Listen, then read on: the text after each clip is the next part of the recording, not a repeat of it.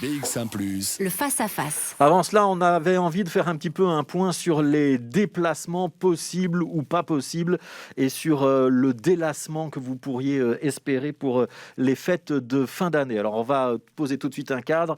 L'idée n'est pas de vous inviter à vous déplacer. On rappelle que les déplacements sont fortement déconseillés, mais l'idée, c'est quand même de vous dire ce qui est encore possible, pas possible, avec quelles conditions, il y a aussi avec quelles conséquences. Et on rappelle qu'a priori, pour tous ceux qui reviendraient de l'étranger, il y aura une quarantaine obligatoire au retour. C'est important à savoir. On va discuter de tout ça avec Hélène Farnaud Defremont, c'est l'ambassadrice de France ici à Bruxelles. On va voir quelles sont les règles pour aller en France, pour en revenir, qu'on soit belge ou qu'on soit un Français installé à Bruxelles. On sera également avec Jean-Marie Fournier, qui est gérant des remontées mécaniques de la station de Vezona, c'est en Suisse, juste à côté de Verbier, et vous verrez qu'il y a un très très beau ciel bleu juste derrière lui, ça va nous faire envie. Et puis on va peut-être commencer avec Pierre Févet, qui est le porte-parole de l'association belge des tours opérateurs, donc l'ensemble des professionnels du voyage ici en Belgique. Bonjour Pierre Févet, je vous pose cette première question. J'imagine que la période n'est pas la plus facile pour vous.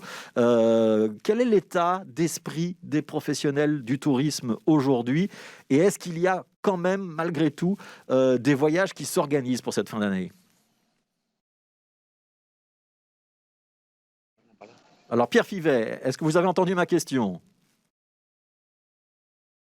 Alors, j'ai l'impression que Pierre Fivet ne m'entend pas. Est-ce que Pierre Fivet m'entend? Non, visiblement, on a un souci avec Pierre Fivet. Alors, je vais aller du côté de Jean-Marie Fournier. Oui, j'ai compris, mais c'était un peu coupé, mais j'ai bien compris.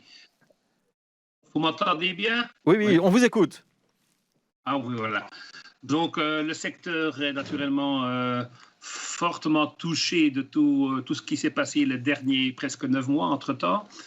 Nous sommes quand même, nous restons positifs. Nous sommes tous prêts pour réaccueillir le client.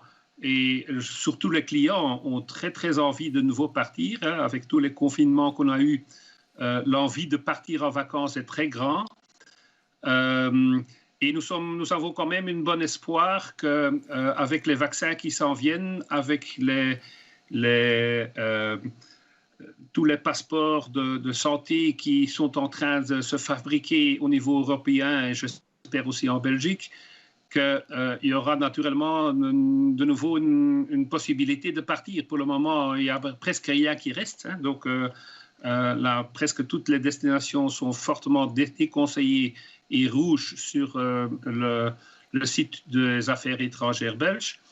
Mais nous sommes en pleine préparation pour le moment et on espère que le moment arrivera assez vite où on puisse de nouveau partir. Ouais, ça veut dire pas de voyage a priori organisable ou à vendre pour les semaines qui viennent pour Noël, Nouvel An, mais vous espérez que, bon, peut-être pas Carnaval, mais au moins pour Pâques, ça puisse repartir, c'est ça l'idée?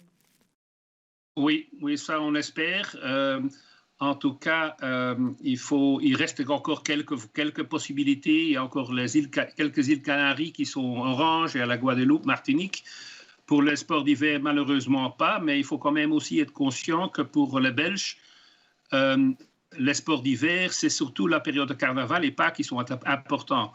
Donc, si on regarde nos chiffres, il n'y a que 10% des Belges qui font un sport d'hiver qui partent à Noël, Nouvel An. Donc, on a quand même un peu d'espoir avec carnaval qui s'en vient et la période de Pâques qui reste important, que ça se puisse de nouveau se dérouler d'une façon normale. Et je veux quand même encore souligner deux choses, que sur toutes les destinations de vacances, si c'est soleil ou neige, on sent que les stations et tous les services touristiques sont très bien organisés pour que tout puisse se passer en grande sécurité. Et un deuxième message que je voudrais quand même dire, et ça c'est quand même important, c'est nous trouvons que c'est beaucoup plus important ce que vous faites et votre comportement sur place que le lieu où vous allez en vacances. Donc ça c'est quand même important. Les gens peuvent faire des bêtises, on les voit tous les jours ici aussi en Belgique. Hein, on passe à comporter d'une Voilà, on a des petits soucis de connexion, visiblement, avec Pierre Vivier. Je vais peut-être donner la parole. Donc, en fait, nous sommes aussi rouges en Belgique. Ouais, Voilà. on va donner la parole à l'ambassadrice de France à Bruxelles, Hélène Farnaud de Fromont. Je vais peut-être juste vous demander de vous décaler 15 cm sur votre gauche pour qu'on vous voit bien quand même à l'image. Est-ce que vous pouvez nous rappeler les règles, Madame l'ambassadrice, parce que ça a changé depuis hier. Il y avait beaucoup de restrictions sur les déplacements en France. Ce n'est plus le cas depuis hier. Il n'y a plus cette fameuse attestation que les Français doivent remplir. Ça veut dire que pour eux, les déplacements sont libres.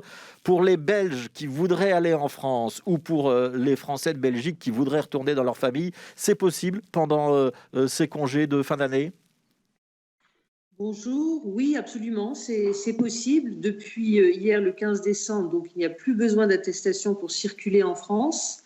Par contre, donc, a été établi un couvre-feu tous les jours à partir de 20 h jusqu'à 6 h du matin, sans exception, sauf le soir du 24 décembre. Ouais. Qu'est-ce que vous dites aux Belges qui auraient envie d'aller en France? Il y a deux cas de figure, hein. Soit on a de la famille en France et on veut aller retrouver sa famille, soit on se dit tiens, j'ai envie d'aller dans un pays qui est un petit peu plus libre que la Belgique aujourd'hui et peut-être de profiter des vacances de fin d'année. C'est deux scénarios très différents, non?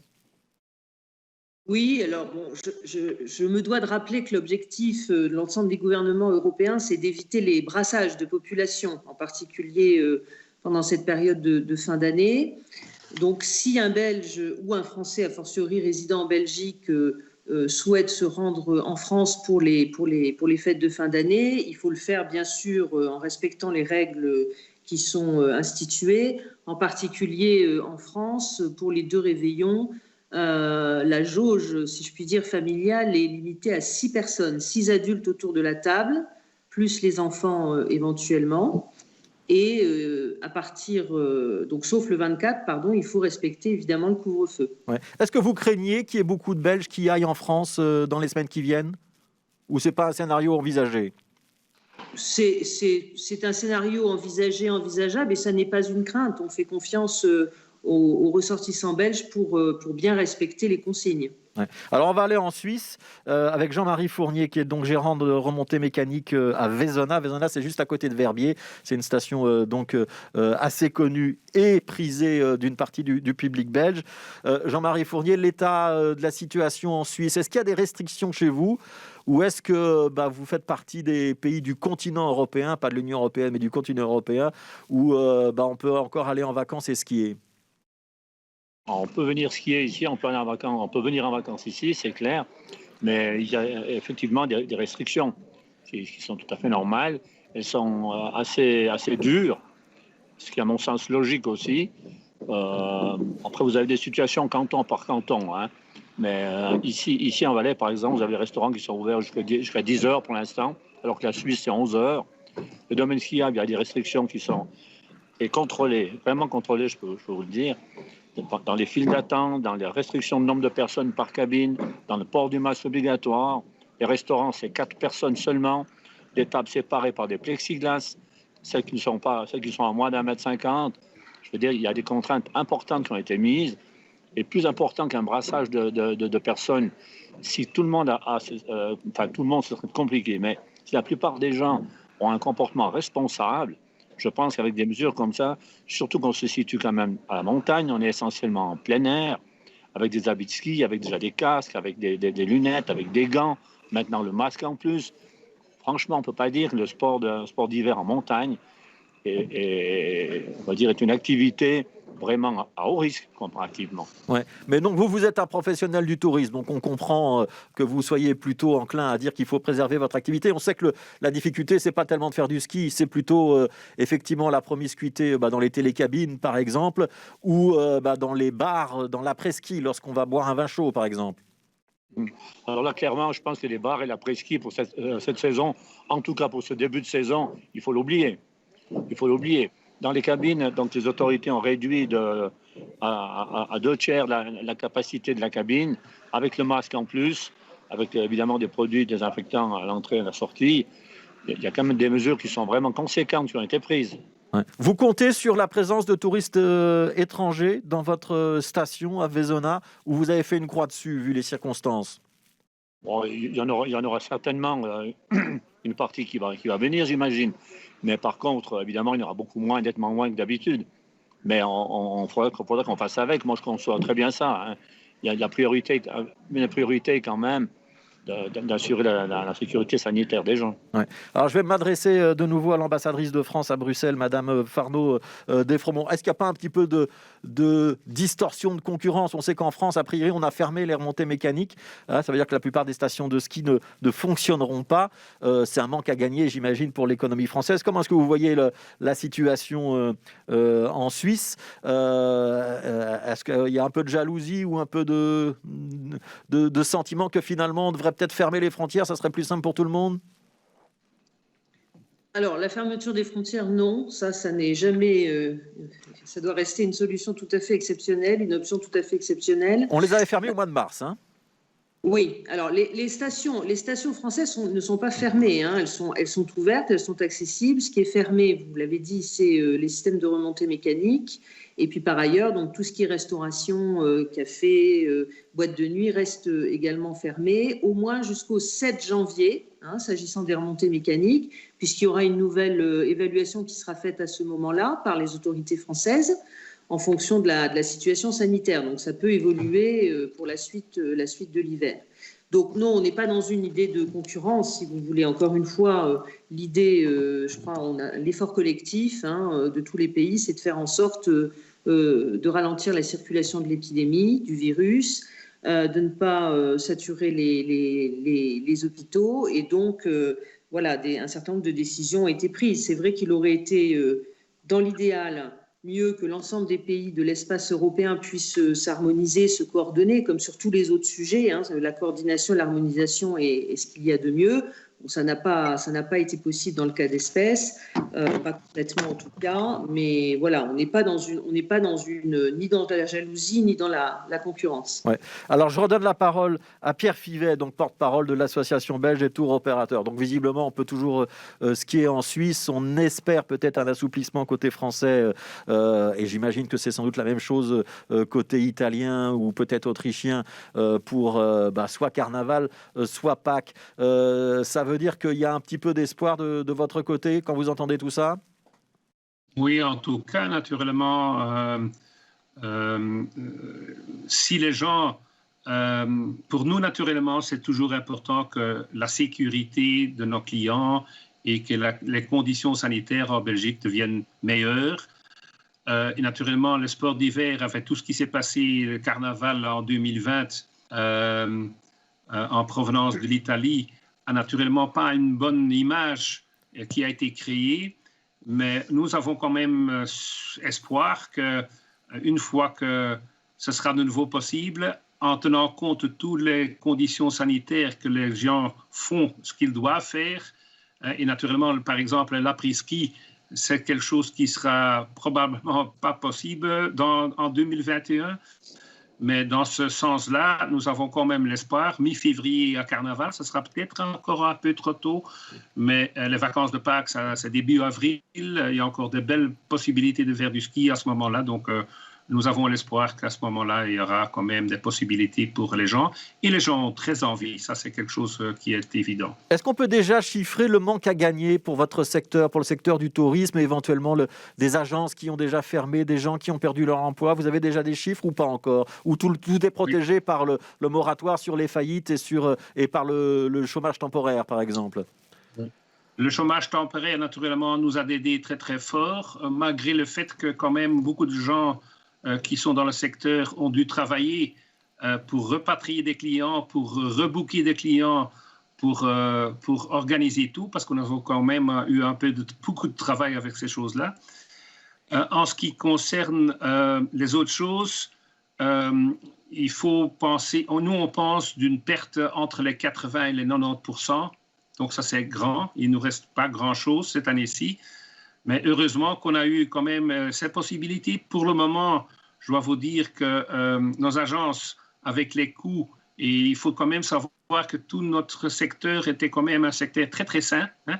Nous sommes tous bien couverts par le fonds de garantie en Belgique. Donc, La situation avant la crise était économiquement très très bonne. Donc pour le moment, il n'y a pas encore de grandes pertes d'agences pour le moment. Ouais, je retourne en Suisse à Vezona avec Jean-Marie Fournier, donc qui est le gérant des remontées mécaniques du domaine skiable de Vezona. Même question pour vous. Vous avez dit on ne va pas tourner à plein régime tout à l'heure dans votre première intervention. Ça veut dire qu'aujourd'hui dans la station, vous ne faites pas appel à autant de personnel que d'habitude. Vous avez réduit les effectifs, réduit les possibilités pour les skieurs ou pas? Les possibilités pour les skieurs, non, on ne l'a pas réduit. Vous savez, la montée mécanique, c'est des domaines qui sont régis par des frais fixes qui sont immuables ou quasi immuables. Mais par contre, au niveau du personnel, pour toutes sortes d'autres activités, évidemment, il serait sensiblement réduit. C'est évident. Ouais. Donc pour les Belges qui veulent aller skier, c'est possible d'y aller. On peut skier, on ne peut pas avoir les activités d'après-ski. Est-ce qu'il y a des contrôles et des choses qu'il faut savoir si on décide d'aller en Suisse? Alors bien sûr, chez nous, il y aura des contrôles qui se font déjà puisqu'on est ouvert depuis environ 2 semaines maintenant. Certaines stations un petit peu plus. Donc on fait les contrôles nous-mêmes au niveau des files d'attente, au niveau du port du masque dans les cabines, sur tous les comportements.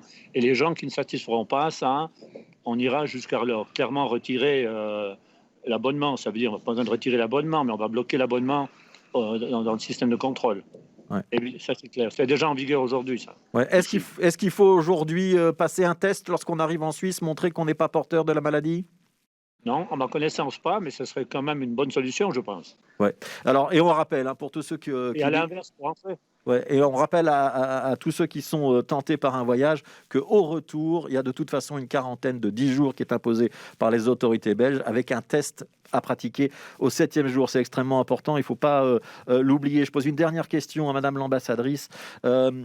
On sait que pour un État comme la France, le secteur du tourisme, c'est un secteur extrêmement important. Économiquement, c'est pas rien. Là aussi, vous avez des inquiétudes ou est-ce que vous vous dites on va se rattraper plus tard et les touristes, qu'ils soient les touristes intérieurs, donc les Français ou les touristes étrangers comme les Belges, mais aussi les Américains, les Espagnols et tous les autres, ils vont revenir plus tard et on va pouvoir, en 2021, on espère, pouvoir rattraper le manque à gagner? Alors on l'espère, oui, bien évidemment. On le souhaite parce que ça voudra dire que la situation s'est améliorée sur le plan sanitaire. Par ailleurs, les autorités françaises ont mis en place toute une série d'aides aussi et de soutien au secteur concerné. Pour ce qui est de la montagne, par exemple, c'est 400 millions d'euros qui ont été engagés par la France, par l'État, pour soutenir l'ensemble des communes et des commerces et des entreprises donc, qui vivent de la montagne et des sports d'hiver en particulier.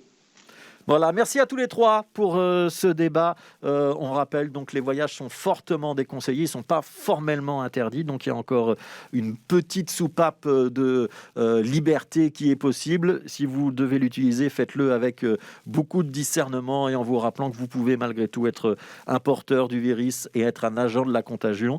C'est ce qu'on va rappeler continuellement.